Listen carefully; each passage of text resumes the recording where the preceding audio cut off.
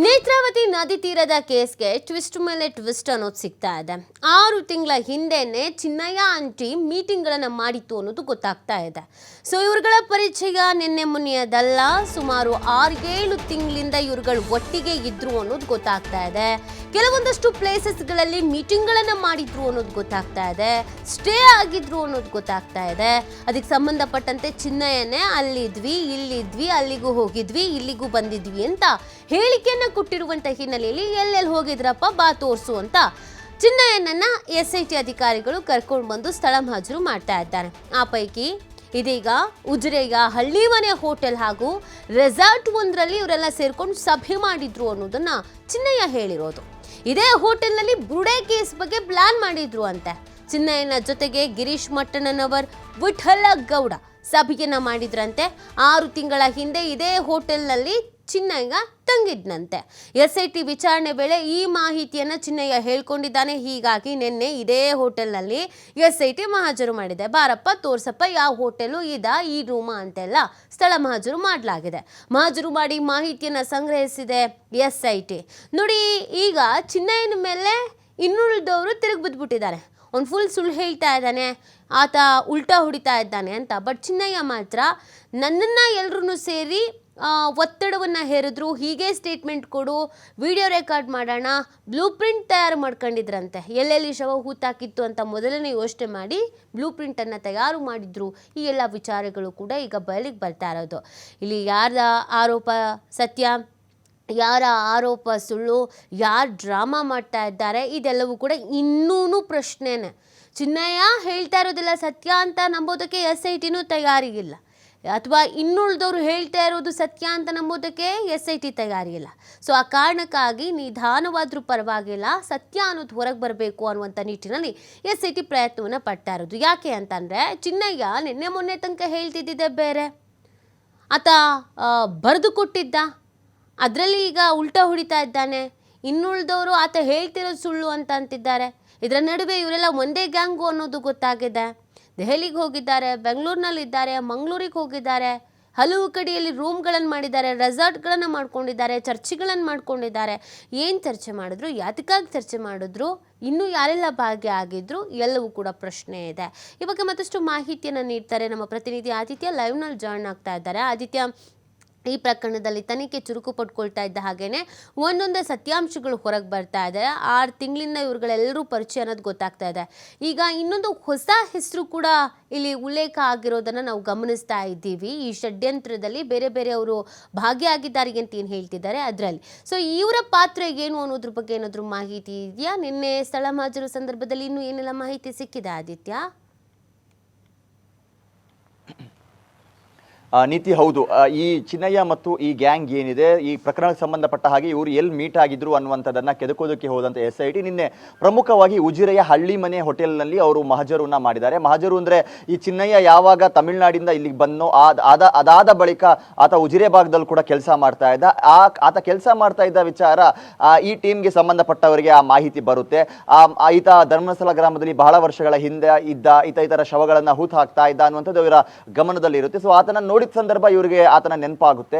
ಹಾಗಾಗಿ ಆತನನ್ನ ಅಪ್ರೋಚ್ ಮಾಡ್ತಾರೆ. ಆ ಬಳಿಕ ಇದೆಲ್ಲವೂ ಮಾತುಕತೆಗಳು ನಡೆಯುತ್ತೆ.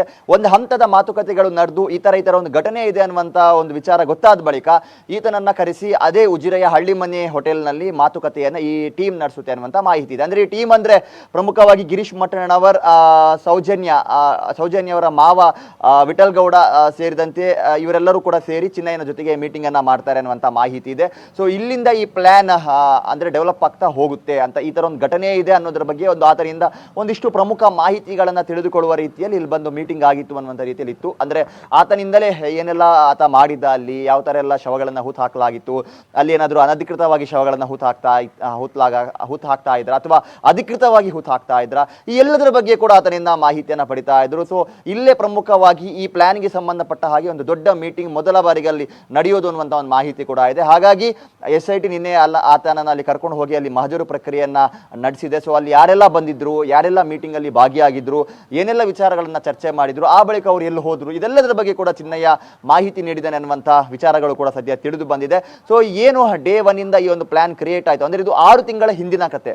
6 ತಿಂಗಳ ಹಿಂದಿನ ಕಥೆಯಲ್ಲಿ ಇದು ಪ್ರಾರಂಭಿಕ ಹಂತದಲ್ಲಿ ಇತ್ತು. ಇಷ್ಟು ದೊಡ್ಡ ಪ್ರಮಾಣದಲ್ಲಿ ಡೆವಲಪ್ ಆಗಿರಲಿಲ್ಲ. ಕೇವಲ ಈ ಒಂದು ರಾ ವಿಚಾರವನ್ನ ಇಟ್ಕೊಂಡು ಮುಂದೆ ಲೀಗಲ್ ಆಗಿ ಅದಕ್ಕೆ ಯಾವ ತರ ಪ್ಲಾನ್ ಮಾಡ್ಕೋಬೇಕು, ಯಾವ ತರ ಸರ್ಕಾರವನ್ನು ಅಪ್ರೋಚ್ ಆಗಬೇಕು, ಇದನ್ನ ಯಾವ ತರ ಒಂದು ದೊಡ್ಡ ಸದ್ದು ಸುದ್ದಿಯನ್ನ ಮಾಡಬೇಕು ಅನ್ನುವಂಥ ರೀತಿಯಲ್ಲಿ ಬೇರೆ ಬೇರೆ ಜಾಗದಲ್ಲೂ ಕೂಡ ಬಹಳಷ್ಟು ಮೀಟಿಂಗ್ಗಳು ನಡೆದಿದೆ.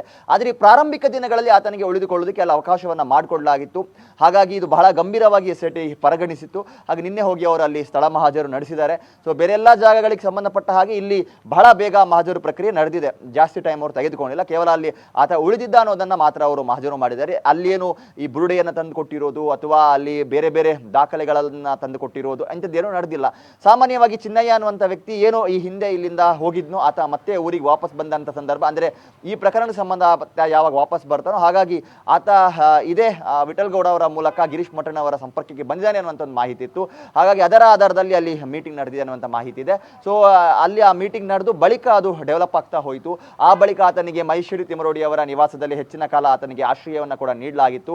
ಹೋರಾಟಗಾರರು ಕೂಡ ಅಲ್ಲೇ ಕೂತ್ಕೊಂಡು ಯಾವ ತರ ಇದನ್ನ ಮುಂದುವರಿಸಿಕೊಂಡು ಹೋಗ್ಬೋದು, ಇದನ್ನ ಯಾವ ತರ ಡೆವಲಪ್ ಮಾಡ್ಬೋದು, ಸರ್ಕಾರ ಗಮನ, ಜನಾಭಿಪ್ರಾಯವನ್ನ ಯಾವ ತರ ಕ್ರಿಯೇಟ್ ಮಾಡ್ಬೋದು, ಎಲ್ಲವನ್ನ ಕೂಡ ನೀಟಾಗಿ ಪ್ಲಾನ್ ಮಾಡಿದ್ದಾರೆ ಅನ್ನುವಂಥದ್ದು ಮಾಹಿತಿ ಇದೆ. ಸೊ ನಿನ್ನೆ ಆ ಜಾಗದಲ್ಲಿ ಮಹಾಜರು ಪ್ರಕ್ರಿಯೆ ನಡೆದಿದೆ. ಸೊ ಇದು ಬಹಳ ಹಿಂದೆ ಆಗಿರುವಂಥದ್ದು. ಯಾಕಂದ್ರೆ ಅದಾದ ಬಳಿಕ ಆತ ಮೈಷಿರಿ ತಿಮರೋಡಿ ಅವರ ಮನೆಗೆ ಬಂದಿದ್ದು, ಬೆಂಗಳೂರಿಗೆ ಹೋಗಿದ್ದೆಲ್ಲ ಆಗಿದೆ. ಆದರೆ ಅಲ್ಲಿ ಬೇಗ ಮಹಾಜರನ್ನ ಮಾಡಿ ನಿನ್ನೆ ಇಲ್ಲಿ ಮಹಾಜರನ್ನ ಮಾಡಿದ್ದಾರೆ. ಸೊ ಇನ್ನಷ್ಟು ಒಂದಿಷ್ಟು ಜಾಗಗಳು ಎಲ್ಲೆಲ್ಲ ಇವರು ಮೀಟ್ ಆಗಿದ್ದಾರೆ, ಈ ತರ ಮೀಟಿಂಗ್ ಎಲ್ಲ ಮಾಡಿದ್ದಾರೆ, ಯಾರನ್ನೆಲ್ಲ ಸಂಪರ್ಕ ಮಾಡಿದ್ದಾರೆ, ಸ್ಥಳೀಯ ವ್ಯಕ್ತಿಗಳು ಯಾರಿದ್ದಾರೆ, ಇದರೆಲ್ಲದರ ಬಗ್ಗೆ ಕೂಡ ಇವತ್ತು ತನಿಖೆ ನಡೀಲಿಕ್ಕಿದೆ. ಸೊ ಇವತ್ತು ಕೂಡ ಇದೇ ಚಿನ್ನಯ್ಯ SIT ಅಧಿಕಾರಿಗಳಿಗೆ ಒಂದಿಷ್ಟು ಅಚ್ಚರಿ ಜಾಗಗಳನ್ನು ಹೇಳುವಂಥ ಸಾಧ್ಯತೆ ಇದೆ. ಸೊ ಅಲ್ಲಿ ಕರ್ಕೊಂಡು ಹೋಗಿ ಬೆಳ್ತಂಗಡಿ ಮತ್ತು ಉಜಿರೆ ಸುತ್ತಮುತ್ತದ ಭಾಗದಲ್ಲಿ ಮಹಜರು ಪ್ರಕ್ರಿಯೆಯನ್ನು ಮಾಡೋದು ಸಾಧ್ಯತೆ ಇದೆ. ಇದೆಲ್ಲವೂ ಕೂಡ ಆದ ಬಳಿಕ ಈತನನ್ನ ಮತ್ತೆ ಅಂದ್ರೆ ತಮಿಳ್ನಾಡಿಗೆ ಕರ್ಕೊಂಡು ಹೋಗ್ತಾರೆ ಅನ್ನುವಂಥ ಮಾಹಿತಿಗಳು ಕೂಡ ಇದೆ. ತಮಿಳ್ನಾಡಿಗೆ ಕರ್ಕೊಂಡು ಹೋಗಿ ಆತ ಕೆಲಸ ಮಾಡ್ತಾ ಇದ್ದಂತಹ ಜಾಗ, ಆ ಎಲ್ಲ ಜಾಗಗಳಲ್ಲೂ ಕೂಡ SIT ಮಹಜರು ಮಾಡೋ ಸಾಧ್ಯತೆಗಳು ಇದೆ. ನೀತಿ. ಓಕೆ, ಥ್ಯಾಂಕ್ ಯು ಆದಿತ್ಯ ತಮ್ಮ ಡೀಟೇಲ್ಸ್ಗಾಗಿ.